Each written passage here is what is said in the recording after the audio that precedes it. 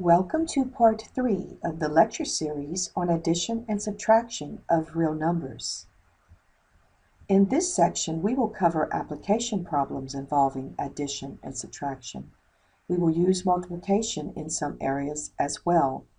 In this part of the lecture series, we will also use the calculator to find the answer of one of the application problems, in which we will enter mixed numbers into the calculator. Furthermore, we will learn how to convert a decimal number to a mixed number using the calculator. In our first application problem, we will consider an increase in temperature. On a particular morning, the temperature at sunrise was negative 11 degrees Fahrenheit. By noon, the temperature was 23 degrees Fahrenheit. By how many degrees Fahrenheit did the temperature increase? Over the time period when the temperature began to increase, it would have increased by 11 degrees Fahrenheit to reach 0 degrees Fahrenheit. At some point after that, the temperature would have increased from 0 degrees Fahrenheit to 23 degrees Fahrenheit, giving another increase of 23 degrees Fahrenheit. If we add the two increases together, that is, add 11 degrees Fahrenheit to 23 degrees Fahrenheit, we will get 34 degrees Fahrenheit, which is the amount the temperature increased. In this next application problem, we will find the average, or sometimes called the mean, of a set of numbers. Recall the definition. The average or mean of a list of n numbers is the sum of the numbers divided by n. The n represents how many numbers are in the list. The application problem is the number of accidents over a 7-year period at a manufacturing company was 6, 9, 6, 7, 11, 10, and 8 respectively. Find the average annual number of accidents for this 7-year period, and we will round our final answer to the nearest whole number. The n in this case is 7, since we have 7 years being represented here, where each number represents the number of accidents within a particular year. To find the average of the number of accidents over the 7-year period, we must calculate the sum of the numbers and then divide by 7. When we do this, we get 57 over 7, which approximately equals 8.1429. Rounding to the nearest whole number, we find the average annual number of accidents for this 7-year period is 8. Using a calculator, we can approximate the quotient by putting the numerator in parentheses and dividing by 7 as follows, giving us this value to 9 decimal places. But of course, our goal is to round to the nearest whole number. For our next application problem, a total of 64 freshmen and sophomores were given a test. The 39 freshmen attained an average score of 79, while the 25 sophomores attained an average score of 85. What was the average score for all 64 students who took the test? Round your answer to the nearest whole number. We will first discuss the given information. We are given that 64 students, freshmen and sophomores, took the test. We are also given that 39 freshmen attained an average score of 79. We are given that 25 sophomores attained an average score of 85. What we need to do is find the average score for all 64 students. I will give explanations in steps, and then I will give the corresponding calculations. Step 1. We must multiply the number of freshmen times their average score. This is the same as adding the average score of 79 39 times. That is, adding 39 79 times, or adding 79 39 times, is the same as multiplying 39 times 79, which gives us 3081. Step 2. We must multiply the number of sophomores times their average score. This is the same as adding the average score of 85 25 times. Adding 85 25 times is the same as multiplying 25 times 85, giving us 2,125. Our last step, we will now find the average for all 64 students by calculating the sum of the products from steps 1 and 2, and then dividing by the total number of students. We then round the final answer to the nearest whole number. We take the two results from steps 1 and 2, we add those numbers together and divide by the total number of students, equals 5,206 divided by 64, which gives us 81.34375.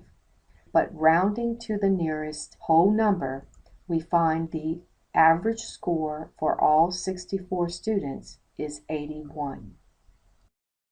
For our next example, 4 children inherited an estate from their parents.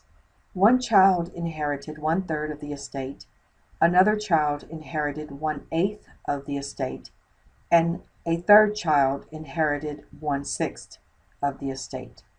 How much did the fourth child inherit? We will use the given information, and we will add the fractions of the inheritance of the 3 children whose information is given here. So that means we will add 1/3, 1/8, and 1/6. In order to add fractions, we must have a common denominator.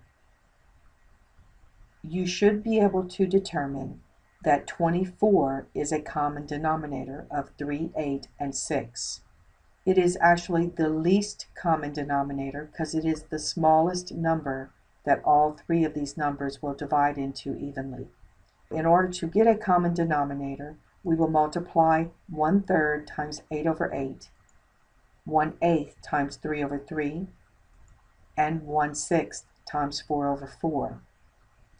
We will now multiply the numerators and multiply the denominators of all 3 products, giving us 8 plus 3 plus 4/24. We are now able to add the numerators since we have a common denominator. This gives us 15/24, which can be reduced to 5/8. Therefore, the 3 children that are talked about in the problem inherited a total of 5/8 of the estate. In order to find what the fourth child inherited, we will let 1 represent the whole estate. We must subtract 5/8 from 1 to determine how much the fourth child inherited. That is, we will find 1 minus 5/8. In order to subtract this, we must have a common denominator. So we're going to write 1 as 8/8. We can do this because any number over itself equals 1. Now we can subtract the numerators and carry over the common denominator, giving us 3/8. From our results, we have found that the fourth child inherited 3/8 of the estate. In our next application problem, a person bought a new kitchen sink. The old sink had a depth of 7 3/4 inches. The new sink has a depth of 9 5/8 inches. How much deeper is the new sink? Give your answer as a mixed fraction. We will first write the mixed numbers as improper fractions. 7 3/4 may be written as an improper fraction. Recall that we use a formula to do this. That is, we first multiply the whole number by the denominator of the fraction. Then we add the numerator of the fractional part of our mixed number. Then we divide by the denominator or the divisor of the fractional part of our mixed number. Multiplying 7 times 4 and adding 3, we get 28 plus 3 over 4, giving us 31/4. For our next one, we will multiply 9 times 8, add 5, and divide by 8, giving us 72 plus 5 over 8 equals 77/8. From these results, we have found the depth of the old sink is 31/4 inches and the depth of the new sink is 77/8 inches. In order to find how much deeper the new sink is from the old sink, we will subtract the smaller amount from the larger amount. That is, we will subtract the depth of the old sink from the depth of the new sink. In order to subtract these fractions, we need a common denominator. It is clear that 8 will go into 8 evenly and 4 will also go into 8 evenly. So I'm going to multiply 31 over 4 by 2 over 2. When I do this, we get 77 over 8 minus 62 over 8. When we subtract the numerators, carry over the common denominator, we get 15 over 8. The problem specifies that we must write our answer as a mixed fraction. In order to do this, we divide 8 into 15. It goes one time with a remainder of 7, giving us the mixed number 1 7/8. From these results, we have found that the new sink is 1 7/8 inches deeper than the old sink. In our last application problem, a painter has 8 1/4 gallons of paint. It will take 5 1/4 gallons for the bedroom, 6 5/8 gallons for the living room, and 2 1/2 gallons for the bathroom. How much more paint is needed? Write your answer as a mixed number. We will first write the mixed numbers as improper fractions. We will start with the number of gallons it takes for the rooms. In order to write 5 1/4 as an improper fraction, we multiply 5 times 4, add 1, and divide by 4, giving us 21 over 4. In order to write 6 5/8 as an improper fraction, we multiply 6 times 8, add 5, and divide by 8, giving us 53 over 8. In order to write 2 1/2 as an improper fraction, we multiply 2 times 2, add 1, and divide by 2, giving us 5/2. These improper fractions represent the number of gallons of paint it will take for all 3 rooms. We will now change the mixed number 8 1/4 to an improper fraction. In order to do so, we multiply 8 times 4, add 1, and divide by 4. This gives us 33 over 4. This improper fraction represents the amount of paint he already has. We will now find the total amount of paint needed to cover all 3 rooms. In order to do this, we will add the 3 improper fractions that we found that represent the amount of paint needed for all 3 rooms. In order to add these fractions, we need a common denominator. It should be clear that 8 is the least common denominator here, since 4, 8, and 2 will all divide into 8 evenly. In order to add the fractions, we will multiply 21 over 4 times 2 over 2. We will carry over 53 over 8 since it already has a denominator of 8, and then we will multiply 5 over 2 times 4 over 4. Multiplying the numerators and multiplying the denominators gives us 42 over 8 plus 53 over 8 plus 20 over 8. Adding the numbers in the numerator and carrying the common denominator 8, we get 115 over 8. Remember, this represents the amount of paint needed to cover all 3 rooms. We will now subtract the amount of paint he already has from the amount needed for all 3 rooms. That is, we will subtract 33 over 4 from 115 over 8. In order to do so, we need a common denominator. That common denominator will be 8. Therefore, we need only multiply 33 over 4 times 2 over 2.